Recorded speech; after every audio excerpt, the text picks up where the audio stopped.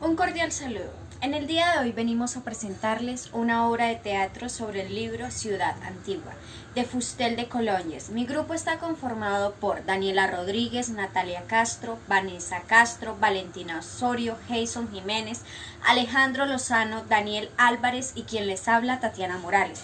Cabe resaltar que a nuestro grupo le tocó el capítulo 2 de 10 partes, en el cual observaremos la estructura religiosa y familiar del pueblo romano y del Libro 2, capítulo 1.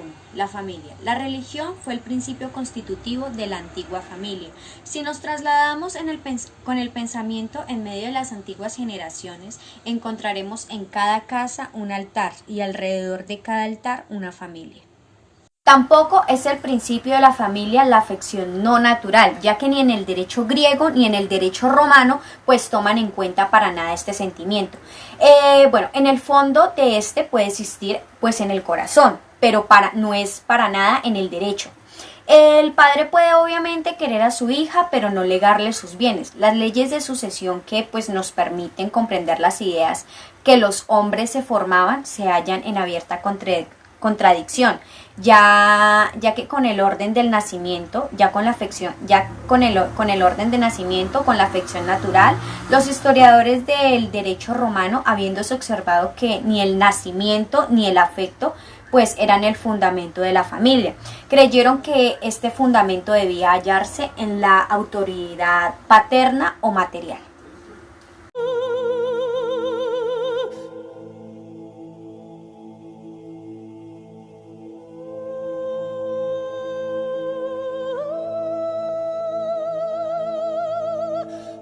Cada mañana ésta se reúne para dirigir al altar sus primeras oraciones y cada noche para invocarle por última vez.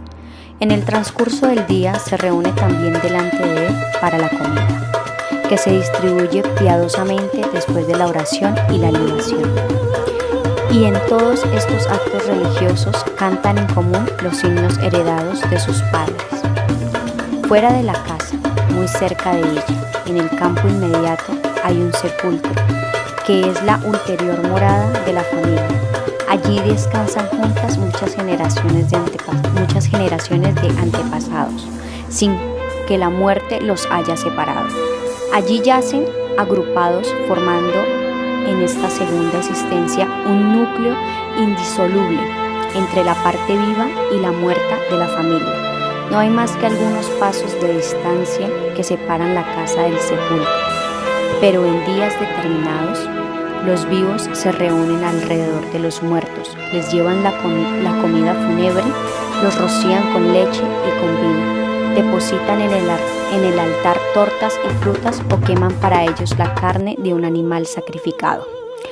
El principio de la familia antigua no es solamente la generación. Prueba de ello es que la hermana no tiene la misma importancia que el hermano. La hija casada y el hijo emancipado cesan completamente de formar parte de ella.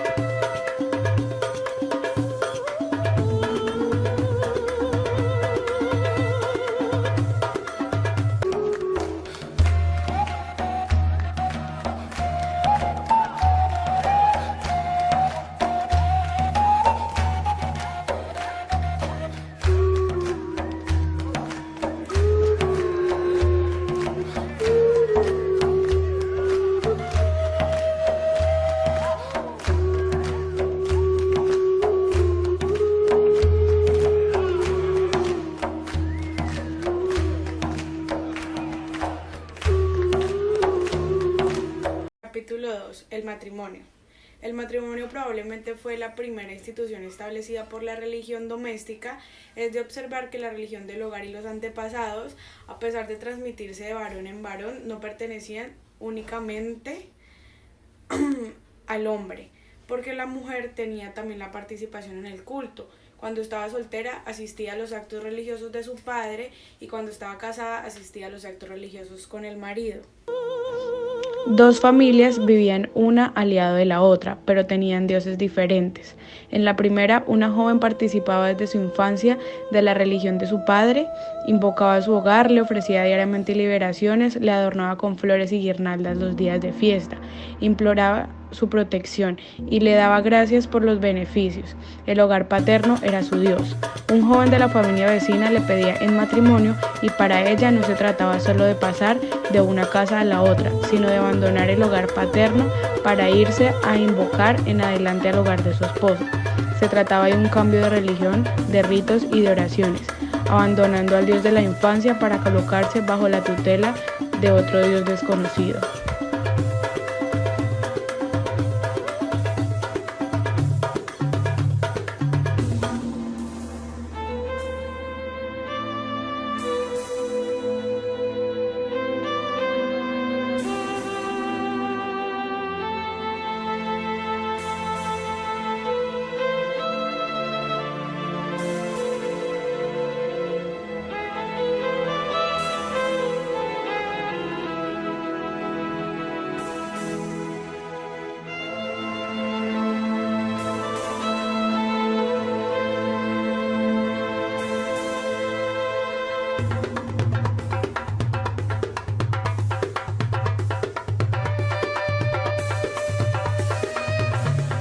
Capítulo 3. Continuidad de la familia. Introducción del celibato, divorcio en caso de esterilidad y desigualdad entre el hijo o la hija. Bueno, las creencias relativas a los muertos y al culto que les era consagrado constituyeron la familia antigua y le dieron la mayor parte de sus reglas.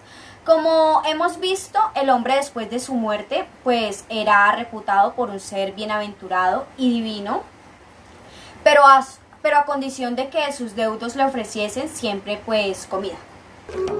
En cuanto a Roma, bien conocida es la historia de Carvilio Ruga, cuyo divorcio es el primero que aparece mencionado en los anales romanos. En el caso en que un matrimonio fuese estéril por culpa del marido, tampoco por esto debía suspenderse la continuidad de la familia, y mi hermano o pariente del marido debía sustituirle, obligándose a la mujer a entregarse a este hombre. El hijo que nacía era considerado como del marido y continuaba su culto. Tales eran también las reglas de los antiguos indios. Capítulo 4. De la adopción y de la emancipación. La obligación de perpetuar el culto doméstico fue el principio para la adopción en aquellas sociedades primitivas. La misma religión que obligaba al hombre a casarse, que declaraba el divorcio en caso de esterilidad y que en el de impotencia o muerte prematura sustituía al marido con un pariente. Ofrecía además la familia el derecho de adoptar como último recurso para evitar la tan temida desgracia de su extinción. El defensor empieza por demostrar razón por qué se adopta un hijo. Meneles dice, no quería morir sin hijos, deseaba dejar en pos de alguien que le diese sepultura y le rindiera las ceremonias del culto fúnebre. Enseguida refiere lo que sucederá si el tribunal anula su adopción. Meneles ha muerto, pero se trata de defender su causa. Si anuláis mi adopción, haréis que Meneles vaya muerto sin dejar tras de sí un hijo, que nadie haga sacrificios en honor suyo, que ninguno le ofrezca las comidas fúnebres y por último, que quede sin culto. Capítulo 5. El parentesco, lo que los romanos llamaban la agnación. Platón nos dice que el parentesco es la comunidad de los mismos dioses domésticos. Cuando Demóstenes quiso probar que dos eran parientes, pues se apoyó en que prácticamente practicaban el mismo culto y ofrecían la comida fúnebre en el mismo sepulcro.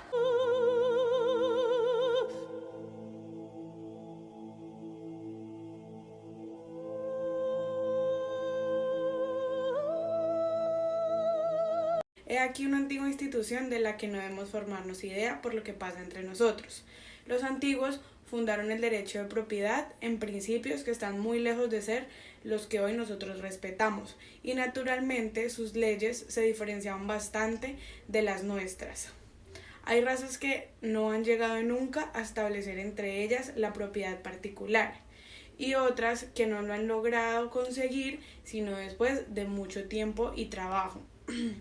Porque no es en efecto fácil el problema en el origen de la sociedad es resolver si el individuo puede apropiarse el suelo y establecer tal lazo entre su propio ser y una parte de la tierra que lo permite. Esto le permite afirmar: esta tierra es mía, esta tierra es como una parte de mí mismo.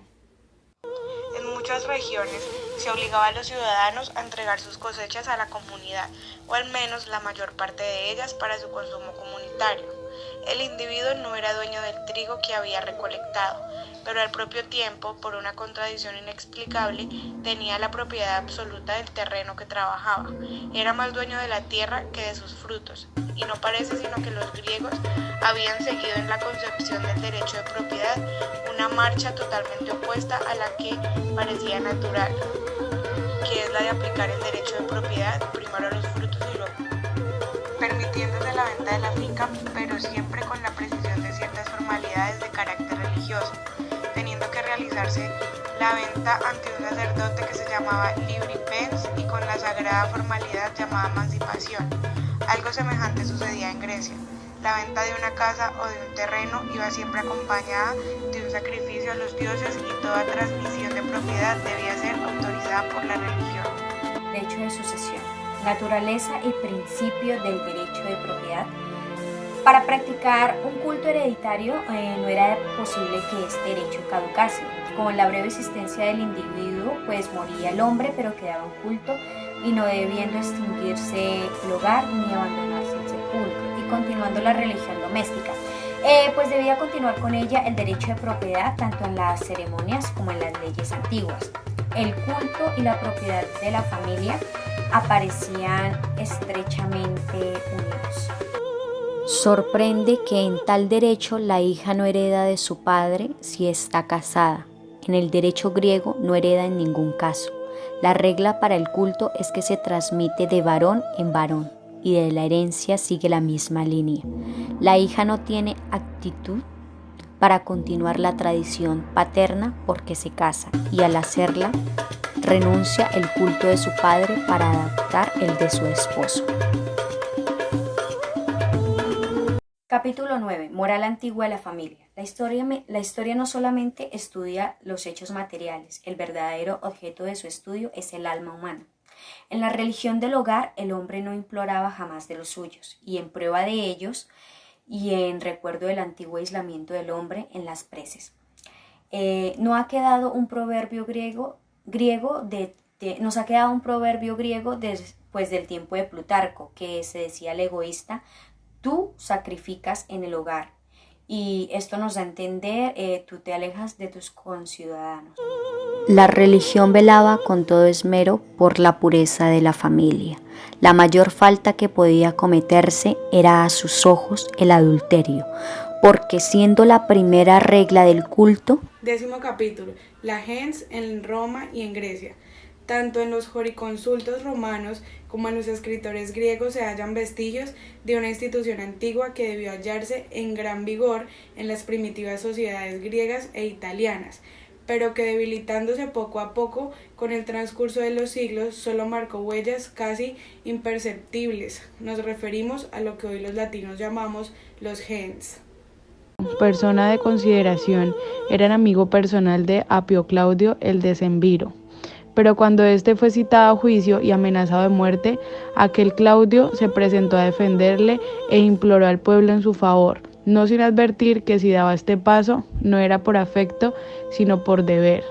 Sí, un miembro de la gens no tenía derecho para llevar a otro ante la justicia de la ciudad, era porque tenía su justicia dentro de la misma gens, puesto que cada una tenía su jefe, que era a la vez su juez, su sacerdote y su comandante militar. Cuando la familia Sabina de los Claudios vino a establecerse en Roma, las 3.000 personas de que se componían obedecían a un jefe único, y más tarde, cuando los Fabios se encargaron solos de la guerra contra los Bedios, observamos que esta gens tenía un jefe, que hablaba en su nombre ante el Senado y la conducía contra el enemigo. En Grecia cada gens también tenía su jefe, y este jefe llevaba por lo común el título de arconte. Tanto en Grecia como en Roma, la gens tenía sus asambleas y dictaba sus decretos, que todos sus miembros debían acatar y obedecer y que eran respetados hasta por la misma ciudad.